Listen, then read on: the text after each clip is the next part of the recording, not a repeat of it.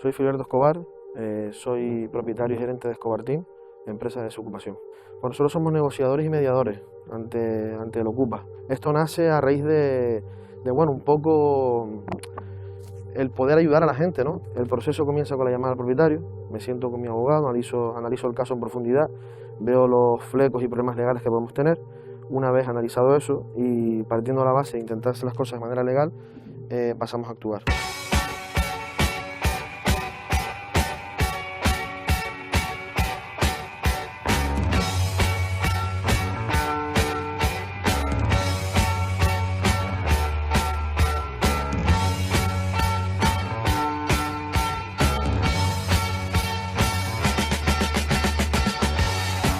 Intentamos mediar con el Ocupa buscando una salida pactada siempre. Si eso no fuera así, no se diera el caso, pasamos al plan B, que es montar un control de acceso contratando una empresa de sociedad privada que nos pone vigilantes titulados. No hay siempre el mismo perfil, pero sí es verdad que nos estamos encontrando con mucho narcopiso, mucho piso dedicado para vender sustancias, para cometer actos delictivos, etcétera, etcétera. Y no es un perfil, no es una ocupación por necesidad, es una ocupación quizás por vaguedad, por mafia, es una ocupación bastante complicada. Previamente estudio el caso y cuando es un caso de necesidad, lo que intento hacer es hablar con un trabajador social para que lo ayude, no me inmiscuyo yo en esos temas.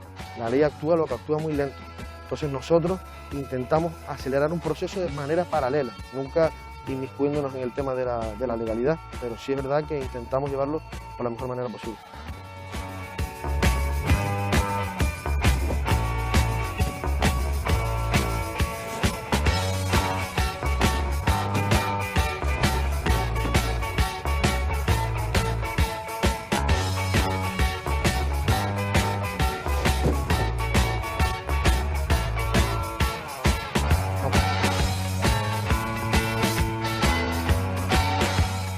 No sé, 3 años la casa lleva ocupada. ¿Para qué podemos hacer?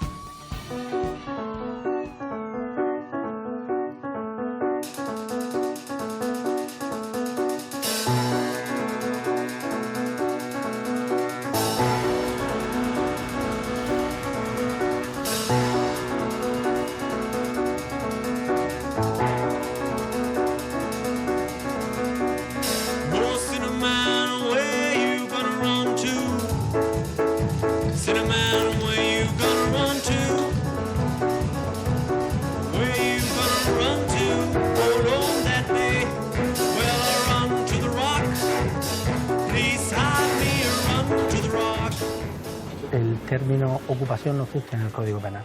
El Código Penal distingue entre el allanamiento, que es la entrada de una persona en la morada de otra, en el domicilio de otra, donde ésta está residiendo en el momento en que se produce la entrada, y la usurpación, que es la entrada en un inmueble que no está siendo morada, domicilio de una persona en ese momento. A su vez, este delito tiene dos variantes, según se cometa con violencia o solo con fuerza, solo con la rotura de una cerradura, de una ventana para entrar en la vivienda. ¿Se puede considerar también residencia habitual la segunda residencia, el apartamento en el sur o el apartamento en el campo o la casita en el campo? La respuesta no puede ser categórica, pero en principio sí podría serlo. Y podría serlo porque para el ordenamiento jurídico no es necesario que uno esté en el preciso instante que se comete el delito dentro de su vivienda, sino una entrada que se produjera cuando el propietario y morador estuviera en el hospital ingresado por un problema o en un viaje.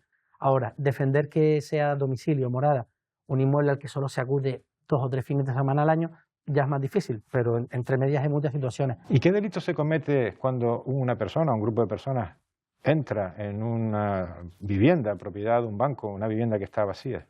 En principio, la entrada de una o varias personas en una vivienda o en un edificio que también se produce, que sea propiedad de un banco y que esté vacío porque se quedó a medio construir o sin vender en la anterior crisis, nunca sería un allanamiento, sino una usurpación.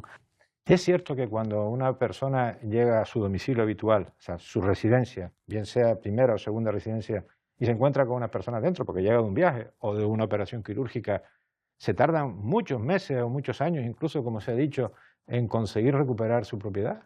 Normalmente esto no es así. Habrá casos concretos en los que por fallos de la justicia se haya retrasado el desalojo, los habrá. También es verdad que en muchos casos el desalojo se retrasa porque la propiedad del inmueble no está claramente acreditada. Los títulos no son del todo claros. Hay muchas ocasiones en que una persona denuncia que alguien ha entrado en su morada o en su segunda residencia o en un inmueble de su propiedad, pero a la hora de acreditar su propiedad, pues no tiene la documentación necesaria.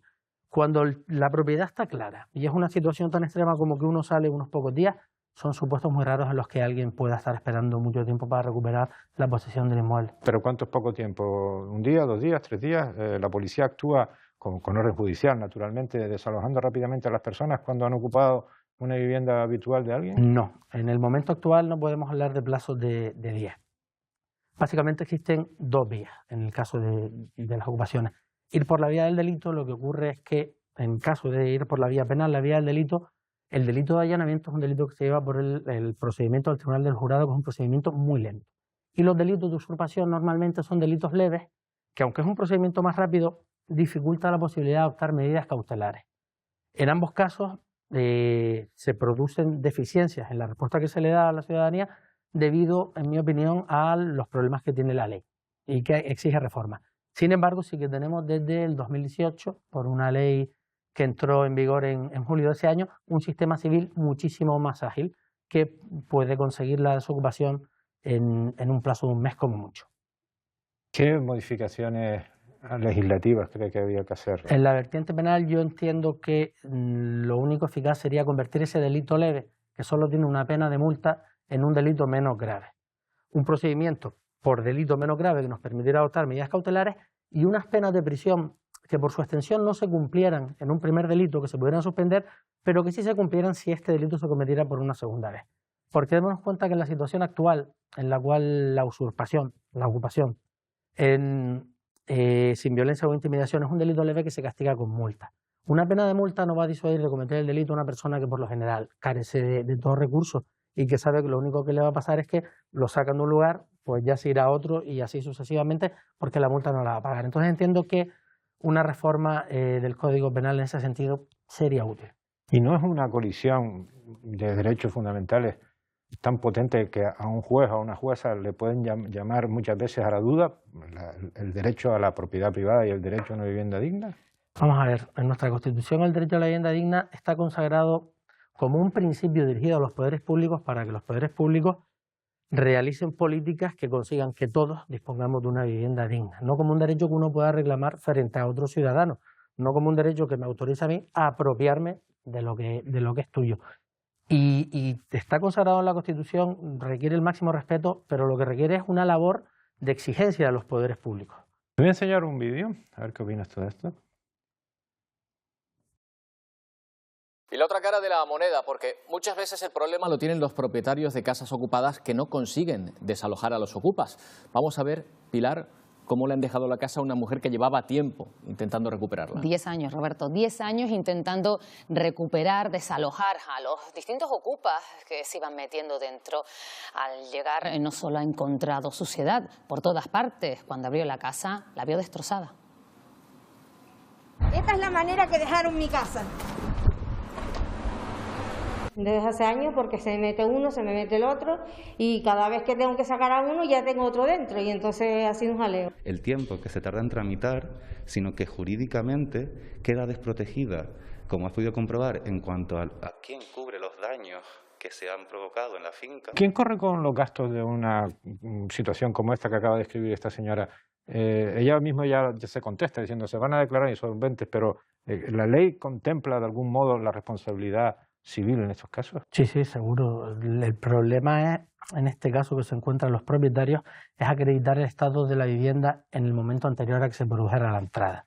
Porque uno sí que ve unos daños, pero lo más probable es que la parte que ocupó diga que esos daños ya existían. En cualquier caso, si se prueba que los causaron las personas que entraron en la vivienda, a esas personas se les condena a pagarlo. Te voy a poner otro. Esto es un desalojo. Tú eres ocupa y tienes tus derechos, ¿vale? Te comunico que en el momento que pises la calle no se te va a volver a dejar entrar. Si tienes alguna duda, aclarar la hora porque el vigilante se va a quedar aquí 24, 48, 72 horas. Escucha un momento, por favor. Queremos llegar a un acuerdo, el dueño quiere llegar a un acuerdo. Solamente sería hablar por ponernos a negociar. Tampoco es algo tan complicado. Hemos visto unos desalojos, pero ¿dónde está el límite de actuación, el límite legal por el que pueden actuar estas empresas especializadas en desalojar personas que están ocupando ilegítimamente una propiedad? Bueno, sin desconocer la libertad de empresa, la libertad de cada persona para intentar ganarse la vida pues en el ámbito que tenga por conveniente, yo creo que la existencia de estas empresas en concreto responde a un fracaso de la Administración de Justicia al dar una solución a estos problemas. Si la gente acude a ellas para gastarse un dinero que cuestan, es porque no encuentran una respuesta rápida en los juzgados, sea por la vía civil o por la vía penal, entonces entiendo que su mera existencia supone un fracaso. ¿Es ilegal su actuación? Bien, yo en el tiempo que llevo trabajando, que ya llevo 2 años en la carrera y 4 en un juzgado de instrucción, en este último en el que estoy, yo no he recibido ninguna denuncia contra una de estas empresas. También es verdad que esto es solo una impresión, no sé yo si son muy proclives a denunciar las personas que previamente estaban ocupando el inmueble. Su intervención en el caso de que haya un delito, de que realmente haya un allanamiento o una usurpación, se mueve en el límite de la legalidad, pero para mí es indeseable porque para decidir si hay delito, lo primero es saber quién es el dueño de ese inmueble, si el dueño de ese inmueble está en contra de la ocupación del mismo. Y para valorar esos títulos de propiedad entiendo yo que tiene que haber un juez. Quiero pensar que estas empresas tienen asesores jurídicos, pero por mucho derecho que sean estos asesores, creo que no son las personas adecuadas para delimitar con certeza en cada caso si una persona es o no propietaria. Una cosa, las mafias. Parece que está más que detectada la existencia de mafias que se dedican a ocupar viviendas y a alquilarlas, aprovechándose también de la necesidad que pueden tener en estos momentos de crisis muchas personas. ¿Tienen el delito agravado? Bueno, es que se pueden estar cometiendo ahí otros delitos. Se puede estar cometiendo un delito de organización criminal y otra serie de ellos, además del delito en sí, que no supone una agravación de este, sino que pueden cometer delitos adicionales. ¿Está justificado en estos momentos el auge que han adquirido las noticias, me refiero en Canarias en concreto, relacionadas con este tipo de allanamientos, usurpaciones, ocupación, en definitiva? ¿Que hay un aumento de este tipo de delincuencia? Sí, lo ha habido desde 2013 continuado. ¿Ha sido un aumento dramático? No, no ha sido un aumento. ¿2013? Sí, de 2013 es donde se ven por la anterior crisis. Datos en el INE. ¿Está justificado? ¿No está justificado? Hay una mano negra empresarial detrás que quiere que el problema se magnifique para que su actividad se desarrolle mejor. Yo nunca me atrevería a decir esto. Igual que no me atrevería a decir que ciertos políticos le quiten entidad al problema para no tener que dar ellos una respuesta habitacional a todo el mundo. La verdad que yo no me inclino ni por una cosa ni por la otra. Simplemente sí digo que es un delito que va aumentando en el tiempo, no de manera tan dramática como a veces se nos hace ver.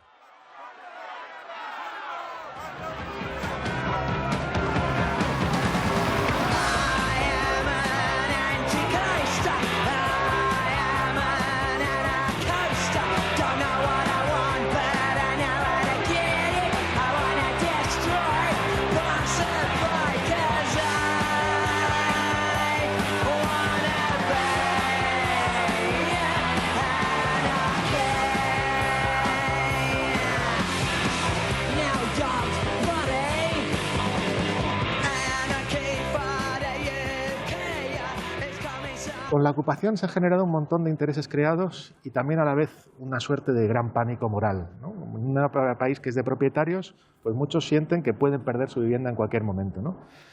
Eso no es real, ¿no? No es real en el sentido de que tú te encuentras que los delitos por allanamiento de morada son bajísimos. Entonces lo que nos encontramos ahí es que básicamente buena parte de esa población propietaria, sin embargo, es muy susceptible al hecho de que, bueno, pues de que en una época de inseguridad, pues ellos puedan perder su vivienda por el hecho de que se genera un clima, un ambiente en el cual pues parece que no hay seguridad jurídica en torno a esto. Y esto obviamente le ha venido muy bien a las empresas de seguridad, que son las que venden las alarmas, ¿no? ¿Cuál es la diferencia entre ocupación con K y ocupación con C? Pues la ocupación con K, digamos que es la ocupación tal y como se usa ahora mismo en los medios, ¿no? Es donde viene un poco el término. Pero aludía básicamente a un movimiento social que estaba detrás de la entrada en edificios y su utilización no solamente como vivienda, sino que también como un espacio de socialización, de recreo, de actividad política, de actividad cultural. Y realmente la ocupación con K, que aquí en España pues, se empieza a hablar de ella a principios de los años 80, en Europa tenía un recorrido de 15 años antes. Pero la ocupación con C no tiene nada que ver con esa con K de la que me estás hablando. La ocupación con C también se podría remontar históricamente hasta donde se quiera. O sea, la ocupación con C es básicamente inmuebles vacíos que población que no tiene recursos los utiliza porque no tiene ninguna otra posibilidad de vivir. Pero la ocupación con C no es reivindicativa, es de necesidad social.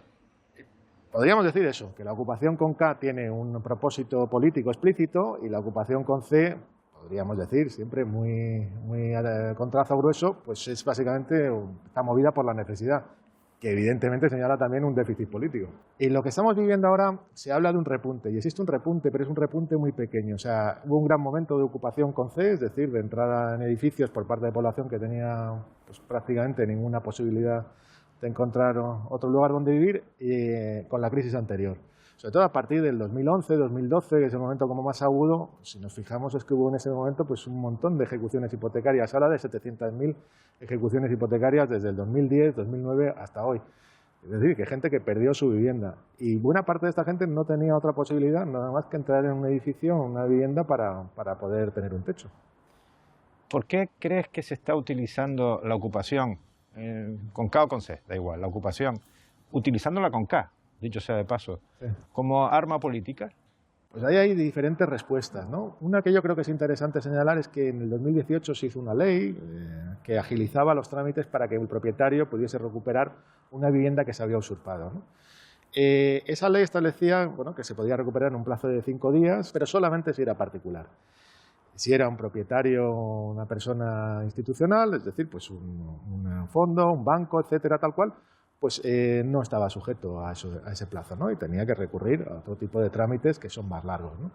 Entonces, pues parece que eso es determinante en lo que estamos viviendo ahora, porque lo que sí hay que considerar es que la inmensa mayoría de las viviendas que son ocupadas son viviendas que pertenecen básicamente a grandes bancos, a grandes instituciones y fondos de inversión.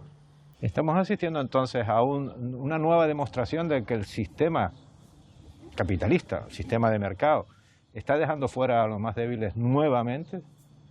Yo creo que eso en el caso español es muy importante. O sea, una de las singularidades que tiene el mercado inmobiliario español es que la gran mayoría de la población es propietaria de su vivienda, lo cual tiene una parte que es positiva, pero tiene una parte que es negativa, que es que hay una parte de esa población que no alcanza a entrar en el mercado de la vivienda por la vía principal.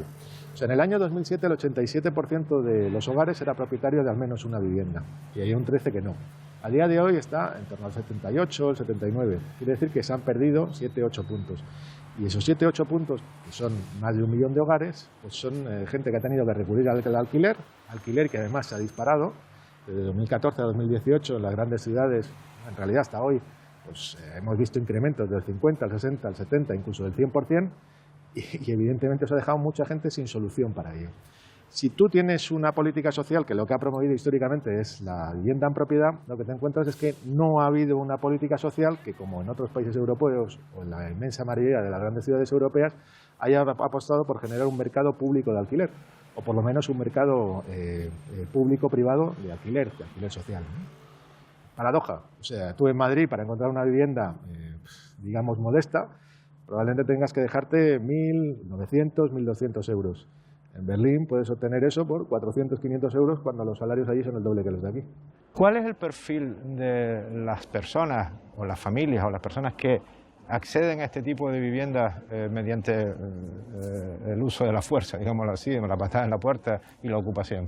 Cuando se hace un perfil sociológico de aquellas personas que ocupan en estas condiciones, normalmente que te encuentras que son personas con bajísimos recursos y que no tienen red familiar o no es suficiente como para sostener pues una vida mínimamente en condiciones.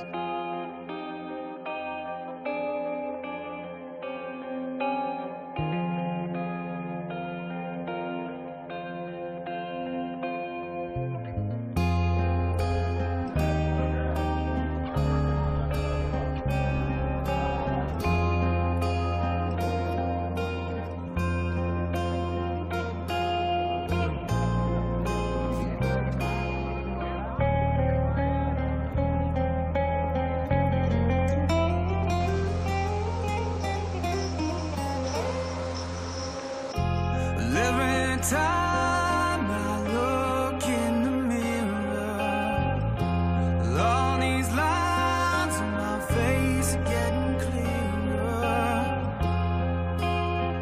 The past is gone. Need a wind by like dusk till dawn. Isn't that the way? Everybody's got their dues in life to pay.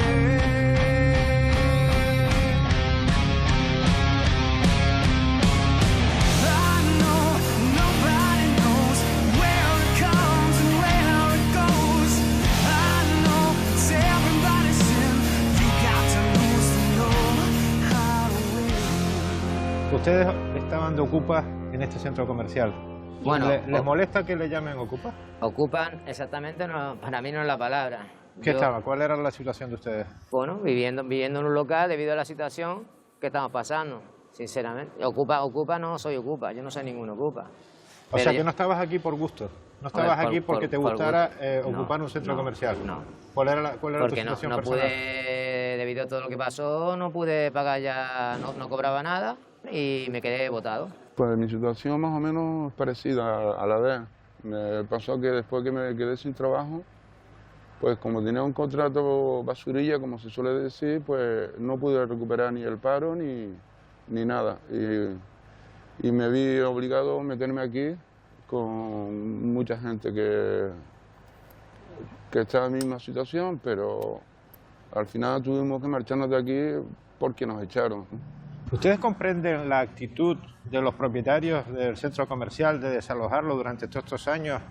¿Y comprenden la actitud de los comercios vecinos que se quejaban mucho de ciertos comportamientos de ustedes o de las personas que vivían aquí? No sé si ustedes en concreto, de tirar basura, de algún tipo de altercado. ¿Comprenden que hayan sido desalojados ustedes o lo que no comprenden no es tener alternativa? No, comprendemos que los vecinos estaban molestos por la cantidad de basura que había aquí, pero también vamos a hablar de esa basura, no la traía la gente de aquí, de nuestra tierra, los que vivíamos aquí, más bien los extranjeros que estaban ahí. ¿Extranjeros que también estaban dentro del centro comercial? Prácticamente la mayoría eran extranjeros.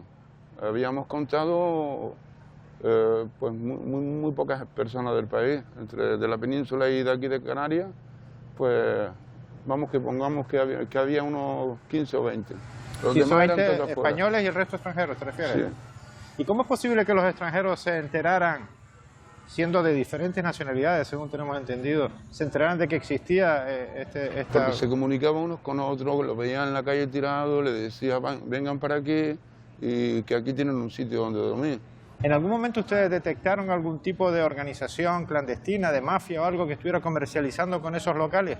No. Eso no. No, que yo sepa no. Ustedes que están en relación con muchas personas que lo están pasando mal, ¿han visto incrementarse a partir de la crisis esta sanitaria el número de personas en similar situación que la de ustedes? Sí se ha incrementado la gente, después cuando empezó el coronavirus han venido mucha gente, se ha metido aquí, más de los que habíamos, ¿sabes? Enrique, ¿dónde están ahora ustedes pernoctando? ¿Dónde duermen? ¿Dónde pasan el día? Aquí detrás del hotel, en un local, casi en la local, montañita. no, en un terreno que pertenece al Hotel Arona, entre varios apartamentos, y estamos en la tierra prácticamente. O sea, duermen en la tierra, pero en una cueva, en una casa, en intemperie. Una chabola hecha por nosotros y 2 tiendas de campaña que tenemos. Habemos 4 personas durmiendo en el terreno ese. Si llueve nos coge y nos jode mucho más todavía. Si hace viento nos tumba las casetas. Los vecinos se quejan porque vivimos en un terreno que alrededor hay apartamentos y nos ve allí. ¿Y a dónde van a ir cuando lo saquen de ahí? Pues será buscar otro sitio por ahí, o una hueva Pero si veo una casa del banco, porque yo ya he vivido en casa del banco. ¿Sí? Sí, yo ¿Y harías lo mismo? ¿Volverías a ocuparla? Claro, ¿Ocupar una casa o un banco? Del banco sí. ¿Y de una persona que se vaya de vacaciones? De un propietario no. No, eso no. Yo no sería capaz de ocupar ninguna casa. Del banco sí. Eso sinceramente. Cuando ustedes fueron desalojados de aquí, en compañía de las otras 43 personas, ¿Alguien les ofreció alguna solución? Nadie. Ninguna. Nadie. Mucho Ninguna. hablar, pero ninguna. Vinieron aquí Cáritas y toda esa gente a hacernos entrevistas, pero realmente no nos dieron solución de ningún tipo.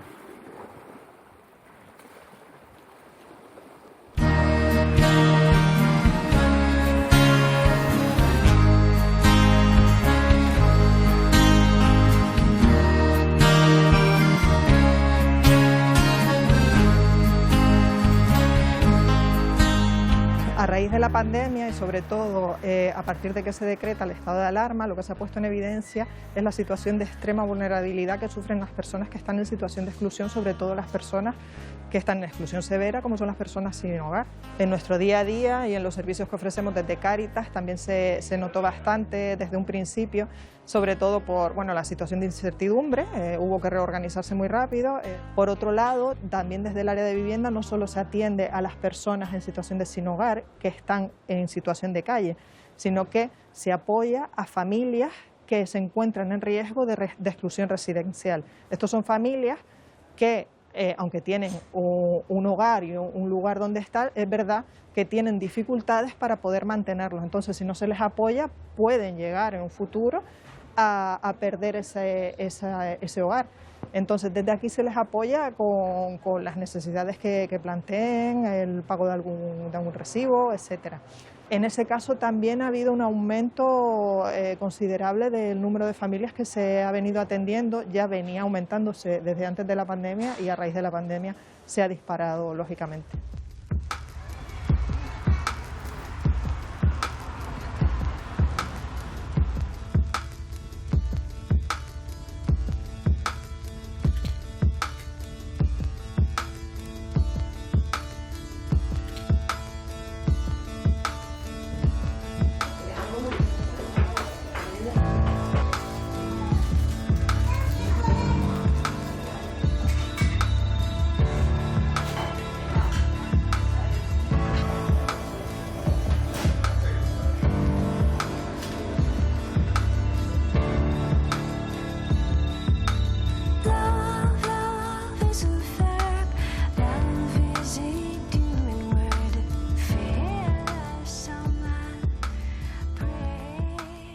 Oye, Nieves, ¿tú te consideras una ocupa? No, me considero precarista. ¿Y cuál es la diferencia entre una precarista que ocupa una casa que no es de su propiedad y una ocupa? Los ocupan, van a una casa, le da igual sea de un propietario o no. Nosotros entramos o nos dan llave, porque en este caso hemos entrado con una llave que nos dio una señora, hemos entrado por necesidad, no rompiendo cilindros ni puertas.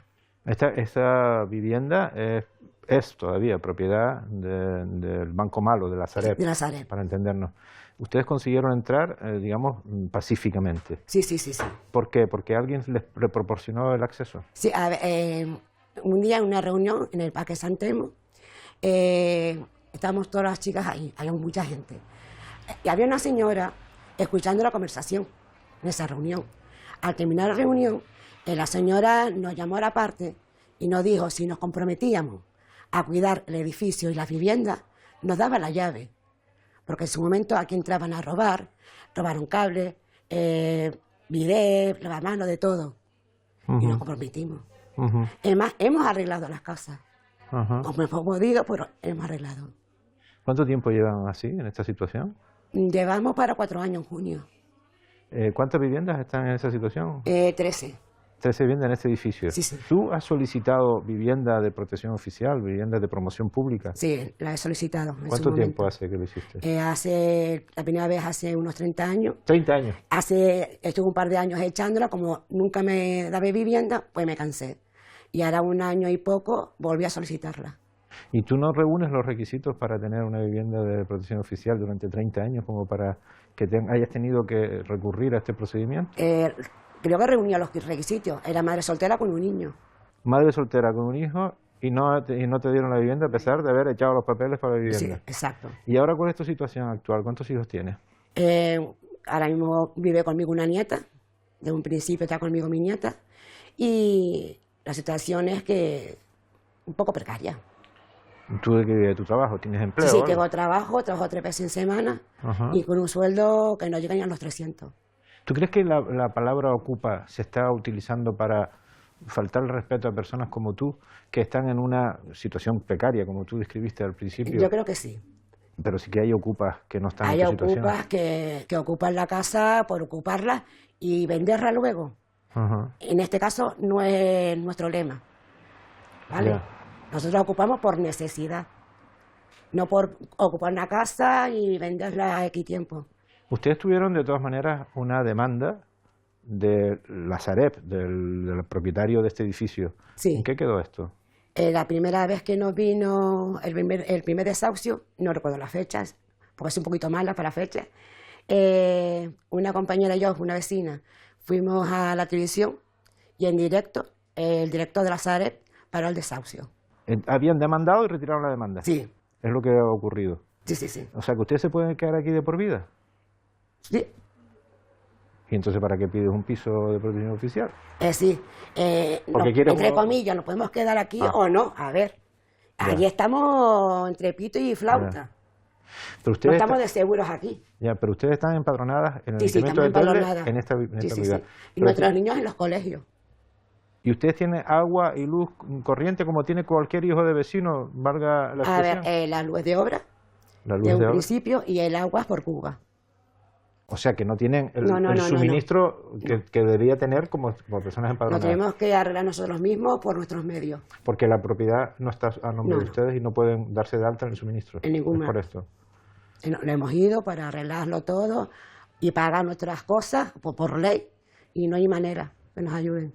¿Cómo es la convivencia en una comunidad de personas que viven en esta situación como la tuya? Pues la convivencia es buena. Nos llevamos bien. Nos ayudamos entre unos y otros. ¿Son las mismas personas que las que están ahora que las mismas que entraron? Sí, sí, sí. hace- Son las mismas personas. ¿Qué ocurre si mañana te llama el gobierno de Canarias para decirte que te han concedido una vivienda de protección oficial o de promoción pública? Ojalá, ojalá. Si me dan a elegir y me dan con esta casa y con todo mi derecho teniendo que pagar un alquiler social, yo me quedaría aquí.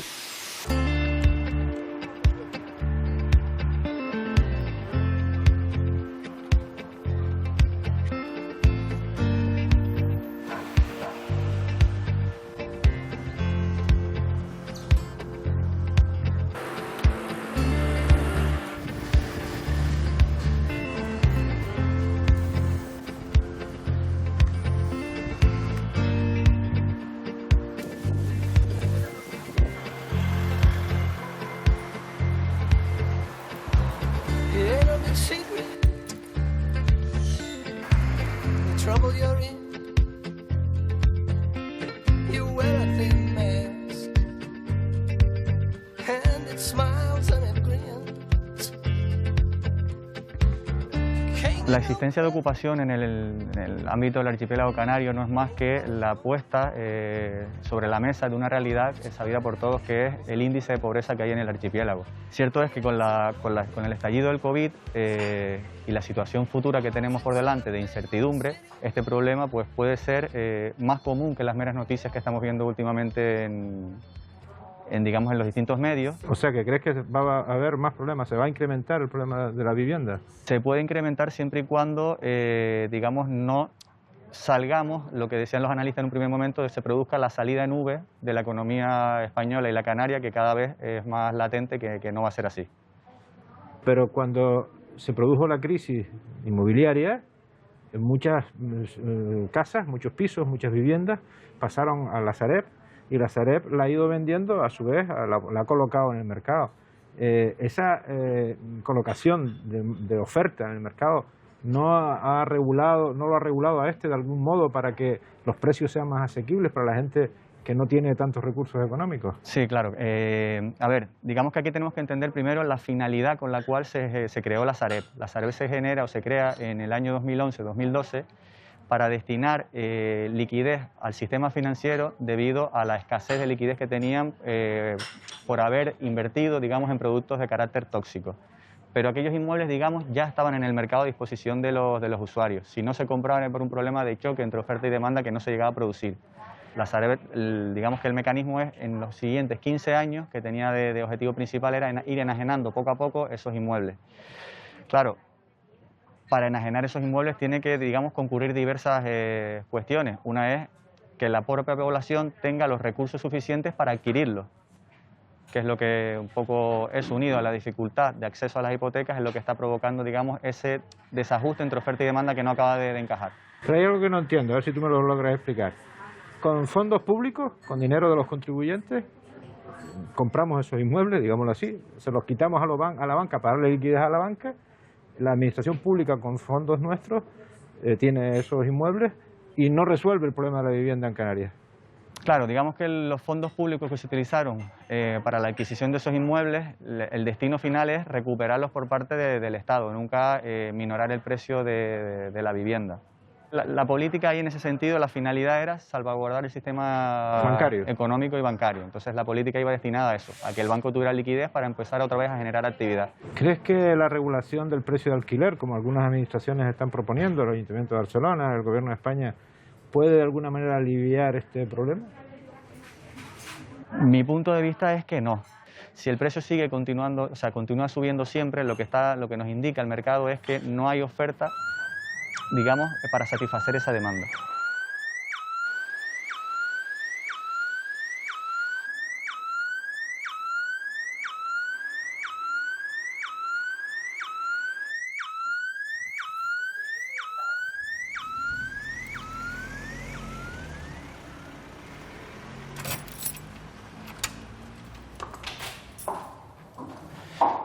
Bueno, Vanessa, ¿y por qué nos has citado aquí? Bueno, Carlos, pues esto es una vivienda que llevamos comercializando en venta y sí los propietarios nos han solicitado, por favor, que no aparezca la fachada ni la dirección y, por supuesto, pues no hemos podido colocar ningún cartel de se vende. Ya. Bueno, Vanessa, dime una cosa. ¿Ustedes han notado un incremento de ocupaciones en viviendas vacías o no vacías en Canarias? Sí, por supuesto. En lo que va de año, Carlos, ha habido un incremento en las denuncias de un 5% con respecto al año anterior. Solamente durante el primer semestre se interpusieron 7.450 denuncias. ¿Pero en toda España? Sí, en toda España. Pero esto es algo preocupante, Carlos, y te digo por qué. Teniendo en cuenta que estuvimos meses confinados con restricciones a la movilidad por el estado de alarma. Ese repunte es el que te ha llevado a pedirnos que no digamos dónde estamos, en qué sitio de Canarias estamos en estos momentos, para evitar que esta vivienda, por ejemplo, pueda ser ocupada de modo inminente. Nosotros tomamos todas las medidas de seguridad, ¿vale? Pero sí es verdad que detectamos que los propietarios tienen auténtico pánico, Carlos, auténtico pánico, porque son casos reales y además conocemos pues, conocidos de, familias de, amigos de, que han sufrido, han sido víctimas de esas ocupaciones ilegales. Pero cuando ustedes hablan de repunte en la ocupación, ¿están hablando de todo tipo de ocupación, de usurpación o de allanamiento? ¿Podremos distinguir más o menos en qué porcentaje se están produciendo estas ocupaciones, estas distintas modalidades de ocupaciones? El incremento que estamos notando es en la usurpación, en viviendas vacías que no están teniendo uso. Afortunadamente, Carlos, contamos con la colaboración de los vecinos, ¿no? Te vas de vacaciones, pues tomas todas las medidas para que no ocupen tu vivienda. Y sí es verdad que, bueno, las de tu hogar, lo que es el allanamiento de morada, no estamos detectando ese incremento, pero sí en la usurpación de viviendas vacías. Son viviendas vacías que ahora mismo están en manos de los bancos. Yo diría que de todos en general. Es verdad que la mayoría del parque de inmuebles, pues es verdad, vacíos son de bancos, ¿no?, de fondos de inversión, pero hay de todo. O sea, al final una vivienda que tú pones en alquiler o que tienes una segunda residencia en el sur de la isla y que a lo mejor vas 2 veces al año, 3 veces al año, pues también puede ser objeto de ocupación por parte del Ocupa. Esos fondos de inversión que me acabas de decir que se han hecho cargo del parque de viviendas que los bancos asumieron con la crisis inmobiliaria del año 2007-2008, ¿cómo están actuando? ¿No crees que su participación en el mercado inmobiliario puede estar encareciendo el precio de la vivienda en Canarias? No, no lo creo. En primer lugar, los propietarios de esas viviendas ponen todas las medidas, desde puertas antiocupas, alarmas, personal de seguridad. Esas medidas se las saltan, es decir, los ocupas ya han llegado a un nivel tan elevado que conocen todas las artimañas para poder saltarse. Yo siempre digo lo mismo, si ocupas una vivienda que una persona está a punto de comprar, está a punto de adquirir para crear su hogar y formar un hogar, estás haciendo un daño tremendo. Ya no solamente la ocupación, o sea, nos hemos encontrado casos de personas a punto de firmar en notaría y hay que, vamos, el mismo día revisar que la vivienda no ha sido ocupada. ¿Cree tu asociación o cree el sector inmobiliario que es necesario modificar la legislación para agilizar los trámites de recuperación de las viviendas usurpadas? Totalmente, totalmente. El Ocupa se siente impune al ocupar una vivienda, endurecer las penas, facilitar trámites para recuperar rápidamente esa vivienda, que el propietario sienta seguridad jurídica y no se sienta indefenso. Tú piensa una cosa, Carlos, muy importante. Hay personas que destinan los ahorros de toda su vida para la compra de una vivienda y que esa vivienda en un futuro pueda convertirse pues, en una fuente pues, de recursos económicos para poder pues, tener una mejor jubilación. Y de repente se encuentra con que ese sueño o esa vivienda ha sido ocupada. Eso no es justo. Bueno, ustedes que están permanentemente en contacto con propietarios, que están permanentemente en contacto con las propiedades inmobiliarias que hay en el archipiélago, ¿tienen detectado cuál es más o menos el perfil de las personas que ocupan o que usurpan propiedades ajenas? Mira, son personas que hacen negocio a costa de la propiedad privada. Hacen negocio porque ocupan la vivienda, luego la subalquilan, son auténticas mafias organizadas, no juegan al azar y bueno, acarrean luego consecuencias negativas, desde conflictos vecinales, fraude en los suministros eléctricos y en la contratación también de lo que es el suministro de agua, degradación del entorno y extorsión y amenazas a los propietarios. O sea que estamos hablando de mafias organizadas que están ocupando, que están usurpando propiedades ajenas. Totalmente, totalmente. Luego, ¿ustedes no tienen detectado que el perfil sea el de persona necesitada de una vivienda porque se ha quedado sin poder pagar el alquiler o porque lo han desahuciado de su casa? Yo en toda mi trayectoria profesional no he conocido ningún caso. No digo que no exista, evidentemente esos casos de exclusión social y más vulnerables deberán ser atendidos por esos poderes públicos en los que debe recaer esa responsabilidad. Hace falta más vivienda pública, más alquiler social. Está claro que el acceso a la vivienda es un derecho innegable, si eso nadie lo cuestiona. Aquí lo que estamos hablando es de tomarte la justicia por tu cuenta. Hoy ocupas una vivienda y mañana, si no tienes que comer, atracas un supermercado. Eso es lo que no podemos seguir tolerando. Y los casos se están incrementando y no podemos quedarnos de brazos cruzados, no podemos taparnos los ojos. People are strange when you're a stranger. Faces look ugly when you're alone. Women seem wicked when you're unwanted. Streets are uneven when you're down. When you're strange, faces come out of the rain. When you're strange. Mi familia pues vino en junio del año pasado y yo me vine en agosto ya. Dejé de trabajar allí en País Vasco y me vine a vivir aquí. Y desde entonces pues yo sabía que había un par de familias ocupas, pero ahora que sepa yo me parece que nadie vive ya ocupa aquí. Hay al lado unas que están sin construir.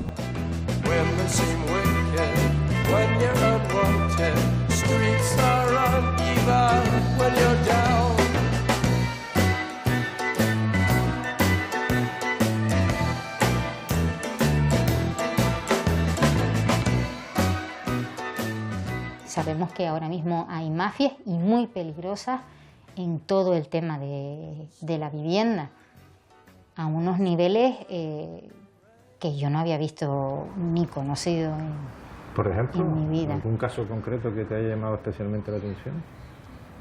Bueno, el caso de Granadilla es especialmente sangrante y doloroso para los vecinos que viven allí. Y hemos hecho las gestiones oportunas para intentar que se resuelva. ¿Cuántos años hace que no se construye vivienda de promoción pública en Canarias? Aproximadamente 10 años. ¿Y eso por qué?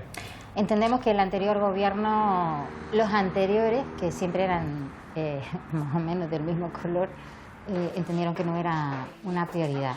Se han ido haciendo pequeñas promociones, pero pequeñas promociones en islas pequeñas como el Hierro, o reposiciones en La Palma, que no es donde están las zonas de mayor demanda en la comunidad autónoma canaria. Hablando de demanda, ¿cuántas personas están ahora mismo reclamando una vivienda pública en Canarias? Vivienda de protección social. De protección oficial. Oficial, perdón. ahora mismo tenemos inscritos en nuestra lista de demandantes de vivienda 11.000 personas, pero nosotros estamos seguros de que hay una mayor demanda, pero que la gente ya no se inscribe porque no espera que haya construcción de vivienda. O sea, que la gente ya no cree que las administraciones públicas vayan a dar respuesta a la necesidad de vivienda que tiene la ciudadanía. No, la gente ya no cree en las promesas. Pero sin necesidad de que prometas nada, ¿va a haber viviendas públicas próximamente en Canarias para atender al menos una parte de esa demanda? Sí, entre otras cosas porque después de muchos años por fin va a haber plan de vivienda. ¿Y cuántas viviendas prevé el plan de viviendas 2020-2025? Casi 6.000 viviendas se van a construir en Canarias. O sea, un poquito más de la mitad de la demanda que hay.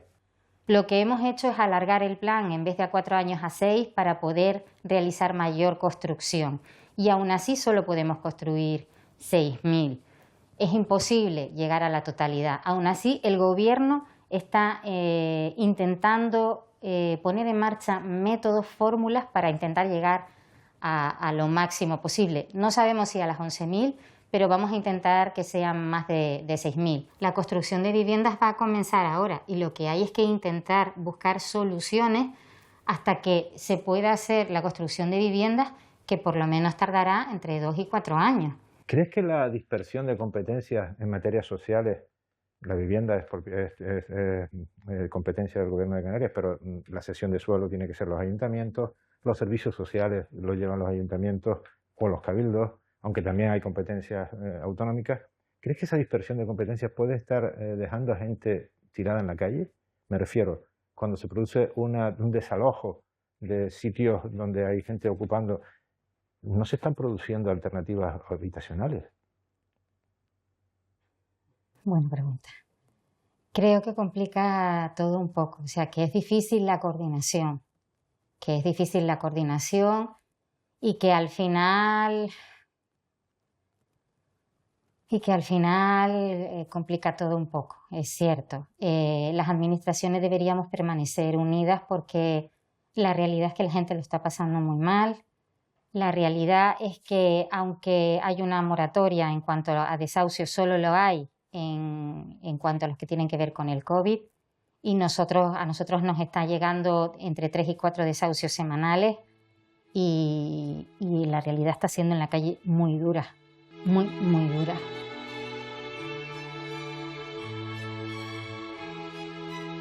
¿Por qué realmente un fenómeno como la ocupación, que no deja de ser minoritario, que además hay unas leyes que garantizan claramente los derechos a la propiedad y que agilizan claramente la posibilidad de que en caso de que tengas en una vivienda que no usas, que sea usurpada, pues que se desahucie? ¿Por qué se genera este pánico?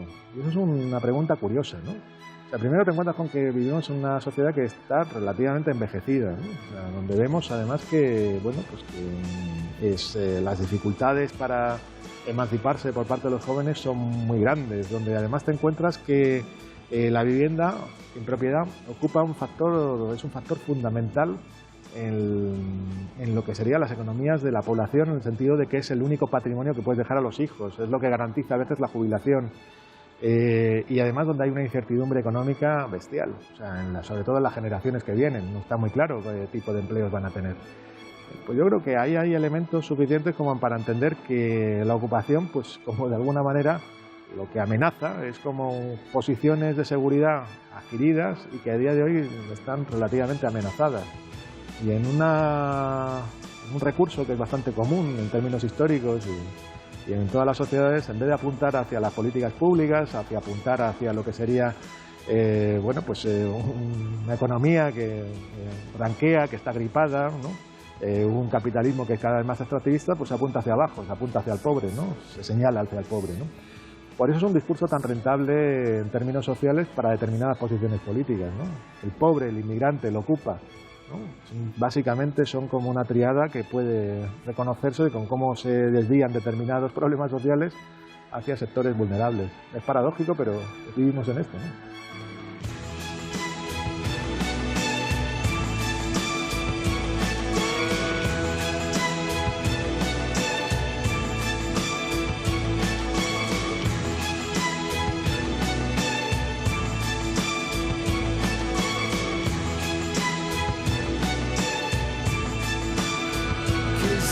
disappear.